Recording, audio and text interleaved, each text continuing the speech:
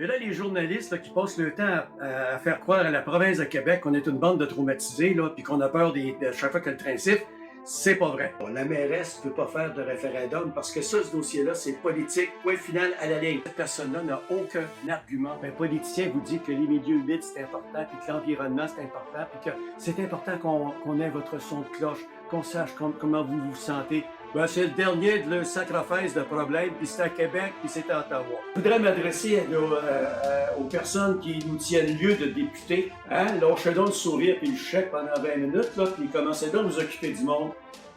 Bonjour tout le monde et bienvenue sur ma web TV.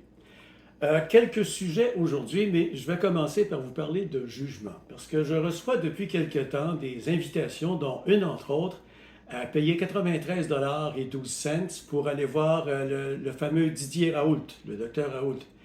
Soit dit en passant, j'ai écouté son entrevue avec Stéphane Bureau, j'aurais été un peu plus agressif que Bureau, mais enfin.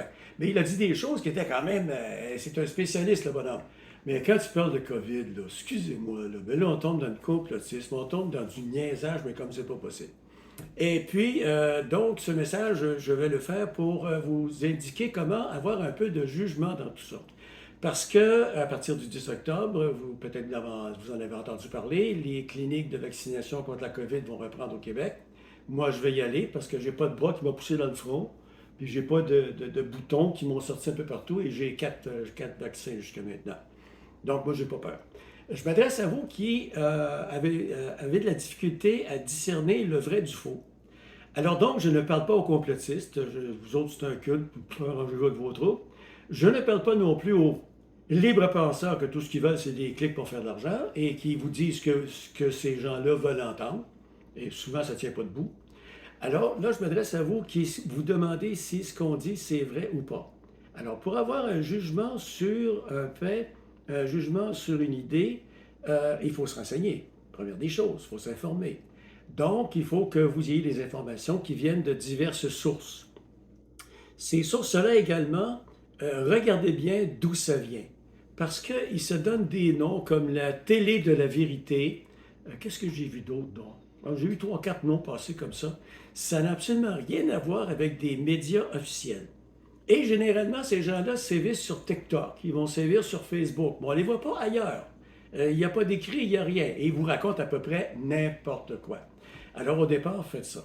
Et pour peut-être vous aider à vous faire une idée là-dessus, j'ai vu un excellent reportage dans lequel on parlait de la manière dont la grippe espagnole avait été traitée dans la ville de Philadelphie et dans la ville de Seattle. Allez voir ce que ces gens-là ont fait dans ces deux villes-là et allez vous informer également sur la crise d'Ebola versus un pays qui s'appelle le Sierra Leone. Et là aussi, on avait fait des efforts épouvantables pour contrer une grande épidémie. Là, vous allez voir comment ça marche. Lâchez le Deep State, lâchez les chemtrails. Hey, celle-là, je l'ai trouvée bonne, le bonhomme. Il y a une photo de vapeur d'avion, là, un sillage d'avion. Et là, là-dedans, mesdames et messieurs, il y a un produit dérivé de l'aluminium destiné à nous rendre tous zombies. Alors, la première question que vous vous posez pour juger de ces gens-là, c'est vous dire quel avantage est-ce qu'ils ont à me rendre zombie? Ah, bonne question, hein? Maintenant, il y a des rumeurs, mesdames et messieurs, des rumeurs que je trouve quand même pas mal fondées, à l'effet que tout ce que Lapierre et moi vous racontons à propos de la voie de contournement ferroviaire, tout ça c'est complètement faux. On n'a rien compris. On ne sait pas de quoi on parle. Et pourtant, attention, là je fais appel à votre jugement, je vous donne des éléments. Et pourtant, nous nous informons aux mêmes sources que la ville, à savoir les rapports des hydrogéologues, rapport de l'hydrogéologue 1, l'hydrogéologue de la ville 2 et un spécialiste de l'Université Laval. On est tous dans le même package, on est tous dans le même document. Et c'est à ça qu'on prend nos informations. On prend nos informations également d'autres sources qui nous parlent un petit peu, ben là, il ne se passe rien à l'Office de transport du Canada, il ne se passe pas grand-chose non plus au CP. Oh, Pablito, notre ministre Pablo Rodriguez, il ne veut pas rencontrer le maire de Nantes. Ah, et c'est lui, ce cher Pablo, qui avait dit que les pelles seraient sur le terrain cet automne, puis on ne verra pas une pelle, certainement pas avant un mois, t'as dit bon bout de temps. Parce que n'oubliez pas qu'à fin octobre, il y a une discussion pour une injonction temporaire, si j'ai bien compris.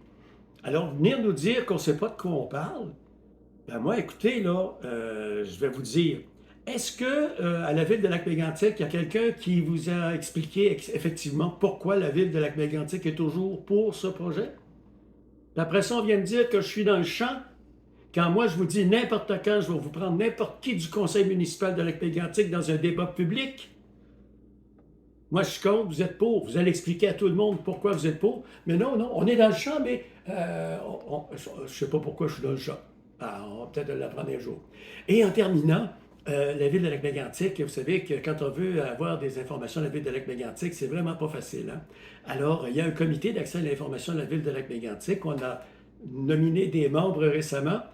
Bizarre même, on pas appelé pour voir si je voulais être sur le comité. Bon, ben, je suis frustré, que voulez-vous? Alors sur ce, chers amis, à la semaine prochaine et n'oubliez pas, partagez beaucoup, beaucoup avec tous vos amis sur toutes les plateformes. Ma Web TV est là.